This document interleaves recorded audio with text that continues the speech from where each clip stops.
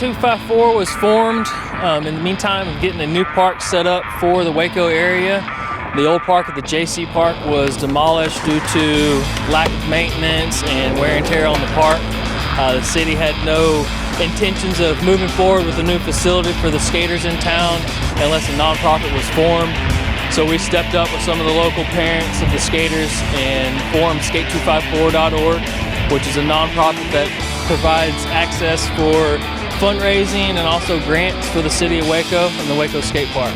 We went to council in 2006 with the idea of trying to get first a temporary park to show that we were serious about what we were doing, and also a location there. Location, we ended up at the Charles McClary Tennis Center. It was a fenced-in community park the city owned, and it was already lit, so it looked like the easiest access for us for a temporary park. So we raised the money, got some help from the Waco Foundation, did a 60-40 split with the city of Waco, and installed a metal park. We ran that for right at 5 years, still in the meantime using grant money and fundraisers to add our funds together to be at our goal that we're at now with a full concrete park that'll be here for years to come for the city of Waco and surrounding cities. The first push that we had with the Waco Foundation grant, we also had a grant a year and a half later from the Tony Hawk Foundation for $10,000. That went towards the second phase of our temporary metal park, and we used it going on right at 5 years after that point. And we've had countless fundraisers since the beginning. Our biggest fundraiser we put on every year, which is going to be at 10 years this year, would be National Go Skateboarding Day.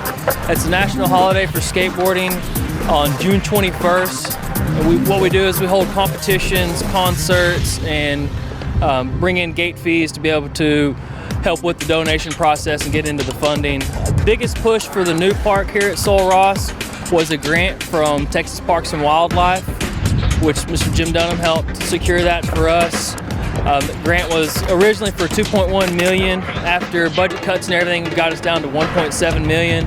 And the grand scheme was never just to have a single skate park in town. It was to have a multi-use park for the families to come and use. So with that 1.7, we got to put in a great in-ground, full concrete skate park, and also a playground facility, restrooms, lighting, a pavilion with barbecue pits, and also revamp a couple of the tennis courts and add some basketball courts as well.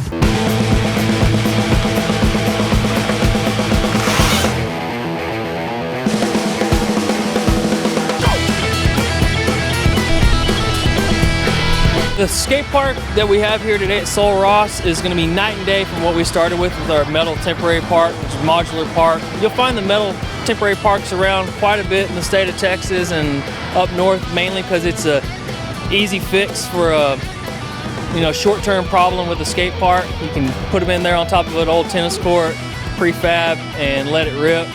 With the idea of having a full concrete park that's in-ground pools, in-ground sets, is the longevity of the park. This park's going to be here with minimal maintenance for 20 to 40 years easily. And with maintenance-wise, the skater community has definitely stepped up to help with, of course, trash pickup and then small filling on some of the concrete coping just to help the city out on that as well.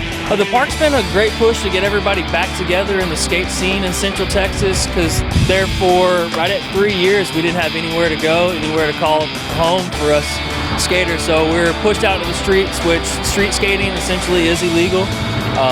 Property owners don't like when they come through and so-called vandalize the ledges and stair sets and that nature. But it is the nature of the beast of skating. It's the elements that they look for.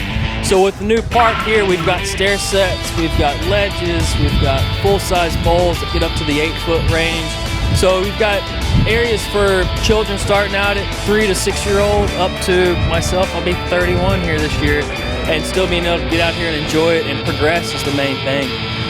With this new park, the guys have really called it home, got the scene back together fully, and the advancement in the skaters' skill level has gone tenfold in just this few months that we've had it open. The skater community is a great family.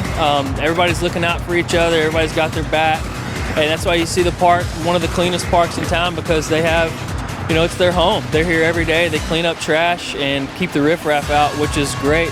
And it's great to have that community feel. Come out, enjoy the park. It's a beautiful park to bring your kids of all ages to, one, enjoy watching the skating, or if you want to participate in the skating, we highly recommend it. But we also have the playground area and the pavilion and everything that you can rent out for birthday parties and other kind of parties that you wanted to there.